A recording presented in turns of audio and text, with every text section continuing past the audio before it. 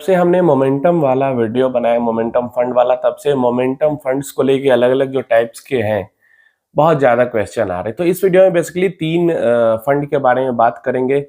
एक तो Nifty 150 mid cap, Nifty mid cap 150 momentum 50 index जो है उसका जो इंडेक्स फंड है, चाहे टाटा का हो या जिस भी टाटा का भी है, बाकी कोई भी एएमसी लॉन्च करे उससे मतलब नहीं है। ये जो स्ट्रैटेजी है एनएससी की, जो स्ट्रैटेजी इंडाइसेस है, तो ये जो स्ट्रैटेजी है निफ्टी मिड कैप 150 मोमेंटम 50, इसके बारे में बात करेंगे। और जो सैमको और क्वांट का जो मोमेंटम फंड है एक्टिव, उसके बारे में बात करेंगे। तो अगर सैमको और क्वांट के फंड के बारे में बात करें, सबसे पहले देखो दिक्कत क्या है।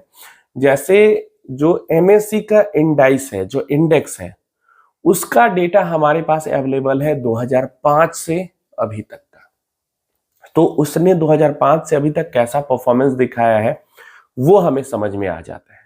लेकिन जब हम बात करते हैं सैमको की, तो सैमको तो एक म्यूचुअल फंड कंपनी ही नहीं है, नई म्यूचुअल फंड कंपनी है। उसके अंदर उसका जो मोमेंटम फंड है वो भी नया है। तो ऐसे में जहां पे हमारे पास लिमिटेड डेटा अवेलेबल है, उसके बारे में फ्यूचर में एक्सपेक्टेशन अपनी नहीं जता सकते हम, समझ में नहीं आता इतना कम डेटा में। ठीक है।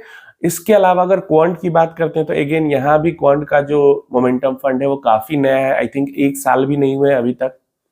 तो ऐसे में चलो क्वांट का तो फिर भी हम ये कह सकते हैं कि क्वांट एएमसी का जो परफॉर्मेंस है, क्वांट एएमसी का ओवरऑल एएमसी का ही जो परफॉर्मेंस है वो एक्सेप्शनल रहा है।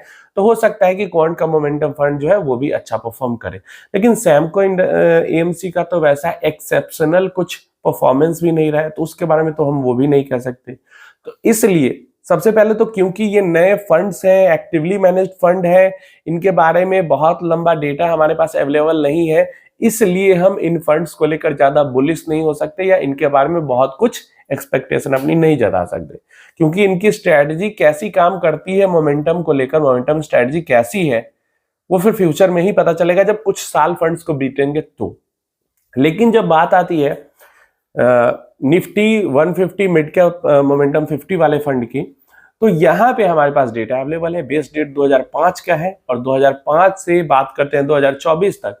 तो सिंस इंसेप्शन जो रिटर्न रहा है इसका भी, निफ्टी मोमेंटम 500 वाला जो है उसी की तरह इस फंड का भी, इस इंडेक्स का भी रिटर्न 25% सीएजीआर का रहा है। अब सीएजीआर में बात, इतना लंबा सीएजीआर एक से यार एक ही टाइप का होता है, तो समझो इस चीज को कि 25% का रिटर्न इसका भी है।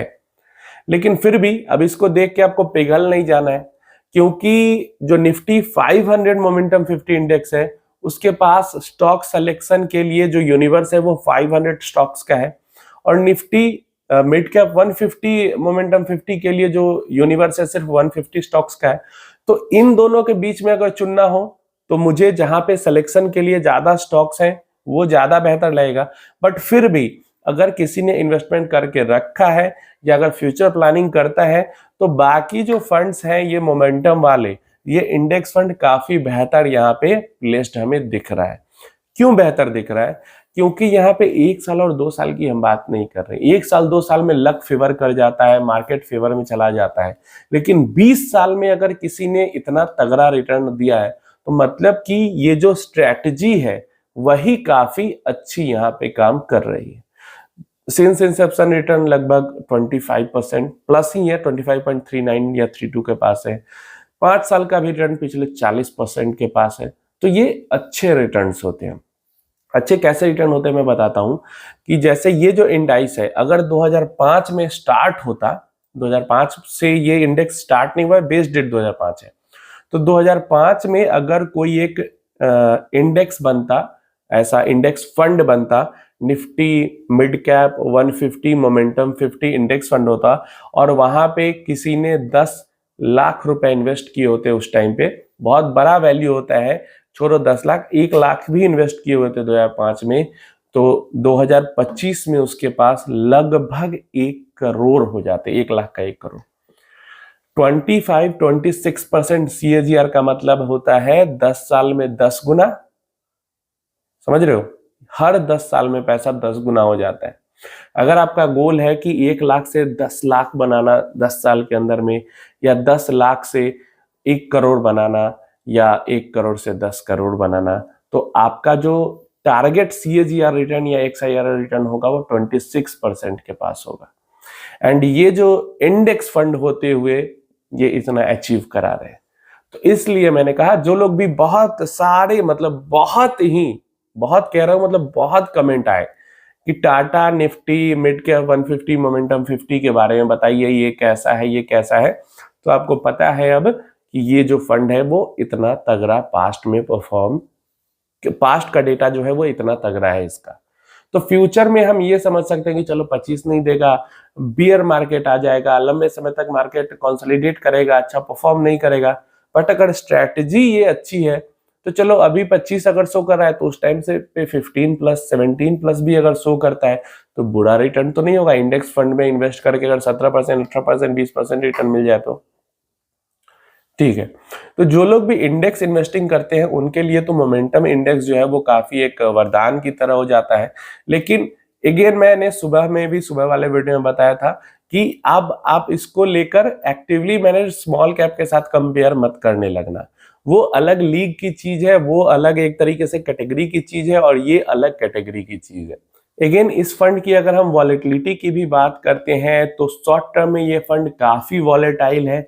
निफ्टी 50 से मोर देन निफ्टी 50 मतलब निफ्टी 50 का अगर 1 मानते हैं तो इसको आप 1.25 से लेकर 1.5 तक के बीच में रख सकते हो वॉलेटिलिटी के मामले में शॉर्ट पीरियड ऑफ टाइम में। लेकिन जैसे जैसे लंबा समय बढ़ता है, जैसे 5 इयर्स का अगर इसका बीटा देखते हैं, वॉलेटिलिटी देखते हैं तो निफ्टी से काफी कम है और सिंस इंसेप्शन भी बीटा देखते हैं तो निफ्टी से काफी ज्यादा कम है।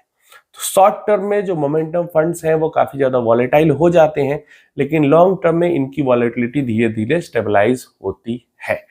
तो ये एक अच्छी चीज है इसके बारे में। अगेन अगर इसके अंदर इन्वेस्टमेंट करना हो तो सेम उसी तरीके की स्ट्रेटजी एंड माइंडसेट हमें फॉलो करके चलना है कि मोमेंटम फंड्स है, मिनिमम भी तो 5 इयर्स से ऊपर का इन्वेस्टमेंट करना हो तो ज्यादा बेहतर होगा। और प्लस देखो जैसे 25% अभी सो रहा है तो अभी आपको एक्सपेक्टेशन 25% नहीं करनी है। मैं हमेशा आपको माइंडसेट ये रखना है कि 16, 17, 18 मिल गया बहुत है, इससे ऊपर मिल रहा है तो वो बोनस पॉइंट है, जब तक मिल रहा है बढ़िया है, नहीं मिलेगा कोई दिक्कत नहीं है। और स्ट्रेटजी भी वही रखनी है कि पहले से जो इन्वेस्टेड है पोर्टफोलियो उसको टच नहीं करना है। अगला कोई गोल आता है या कोई गोल नया बनता है तो उसके लिए इन फंड्स को देखा जा सकता है। पहले से किए हुए इन्वेस्टमेंट को जो कि अच्छे से ग्रो हो रहा है, कंपाउंड हो रहा है, उसको टच करने की जरूरत या उसके साथ छेड़छाड़ करने की जरूरत नहीं है। उम्मीद है इंफॉर्मेशन हेल्पफुल होगी। कोई और भी क्वेश्चन या क्वेरी इससे रिलेटेड है या किसी और टॉपिक से रिलेटेड है तो नीचे कमेंट बॉक्स में पूछ लेना।